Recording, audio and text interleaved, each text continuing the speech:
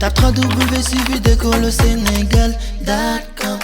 À école au Sénégal, c'est facile, tu n'as qu'à te connecter. Tape école au Sénégal, les leçons sont beaucoup plus détaillées. Voilà, deuxièmement, nous allons voir la subordonnée de conséquence. Je disais tantôt que cause et conséquence entretiennent une relation très étroite. La conséquence, en fait, c'est quoi? C'est le résultat d'une action. La conséquence, c'est le résultat d'une action. Pour le trouver, on pose la question.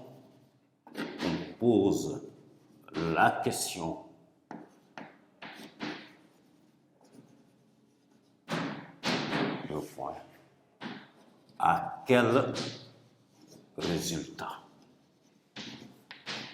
À quel résultat? À quelle conséquence? Donc, pour trouver la conséquence, on pose la question à quel résultat? Par exemple, il a beaucoup plu si bien que les rues sont inondées.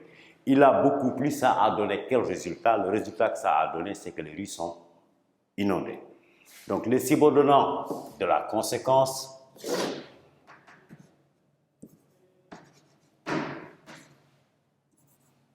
les subordonnants, c'est-à-dire les mots qui introduisent la conséquence.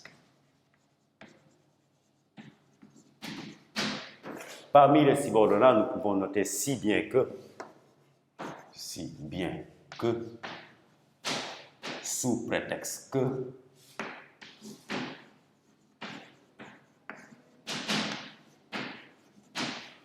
de telle sorte que, bien de sorte que, de manière que,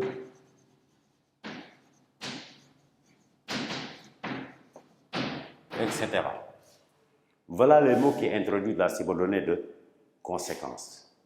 Mais par rapport toujours à ces subordonnées de conséquence, nous pouvons avoir ce qu'on appelle une conséquence renforcée par un corrélatif. Et les mots qui introduisent la subordonnée de conséquence renforcée par corrélatif, c'est soit c'est un adjectif qualificatif, c'est tellement, si, tant,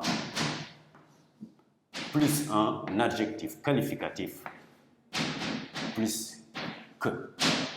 On appelle ça une conséquence renforcée. Par exemple, il est si fort qu'il a réussi. Il est si fort, ça a donné quel résultat? Qu'il a réussi.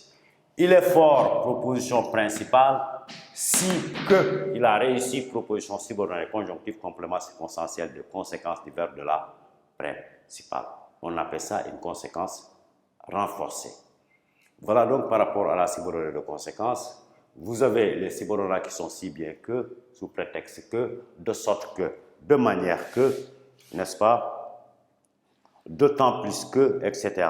Ce sont là des subordonnés, tant que, tellement que, au point que, de façon que, de sorte que, de manière que, ce sont là des mots qui introduisent la subordonnée de conséquence. Parlant du mode de la subordonnée de conséquence, nous pouvons retenir qu'il est souvent à l'indicatif, exclusivement à l'indicatif. La subordonnée de conséquence est toujours à l'indicatif. Voilà donc par rapport à la subordonnée de cause et de conséquence.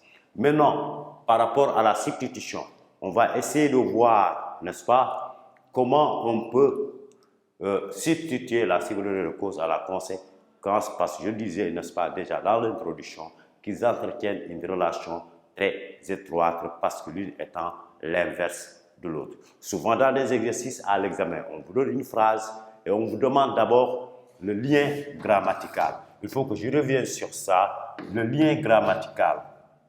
Lien grammatical. On vous demande quelquefois de déterminer le rapport de sens logique, rapport de sens logique qui relie les deux propositions indépendantes ou bien ou les deux propositions coordonnées ou juxtaposées. Mais parlant de lien grammatical, vous avez 3 liens grammaticaux. Vous avez la juxtaposition, vous avez la coordination et vous avez la subordination. Voilà les 3 liens grammaticaux. Donc, 2 propositions, 2 phrases qui sont reliées par une virgule, par un point, virgule, n'est-ce pas? Par 2 points, on vous demande de trouver, n'est-ce pas, le lien grammatical qui relie ces 2 phrases. Vous allez dire que c'est la juxtaposition. 2 phrases qui sont reliées par une conjonction de coordination. Le lien grammatical, c'est la coordination. Et 2 phrases qui sont reliées par une conjonction de subordination. Le lien grammatical, c'est la subordination. Maintenant, si on en vient, n'est-ce pas, au rapport de sens logique. Pour trouver le rapport de sens logique, il faut se poser des questions. Essayez de voir si c'est la conséquence ou bien c'est la cause. Et là, il faudra toujours poser les mêmes questions pour trouver la cause et la conséquence. Par exemple, il a beaucoup plu. Il a beaucoup plu. Point et virgule. Les rues sont inondées. Et on vous demande de trouver le rapport de sens logique qui réunit les 2 phrases. Pour trouver ce rapport de sens logique, il faut poser une question. Il a beaucoup plu. Si je dis pourquoi, la phrase n'aura pas de sens. Il a beaucoup plu. Pourquoi? Parce que les rues sont inondées. Ah non, ça n'a pas de sens. Donc le rapport de sens logique qui relie ces deux phrases, ce n'est pas la cause. Je reprends. Il a beaucoup plu. Ça a donné quel résultat? Les rues sont inondées. Donc le rapport de sens logique qui relie les 2 phrases, c'est la conséquence. Le rapport de sens logique peut être la conséquence, ça peut être le temps, ça peut être la cause, ça peut être la comparaison, ça peut être la condition, ça peut être également l'opposition ou le but. Mais toujours est-il que pour trouver un rapport de sens logique qui relie 2 propositions, il faudra, n'est-ce pas, poser des questions pour trouver ce rapport. Et la question doit être une logique. Par exemple, dans cette phrase, comme je vous l'ai dit tantôt, il a beaucoup plu.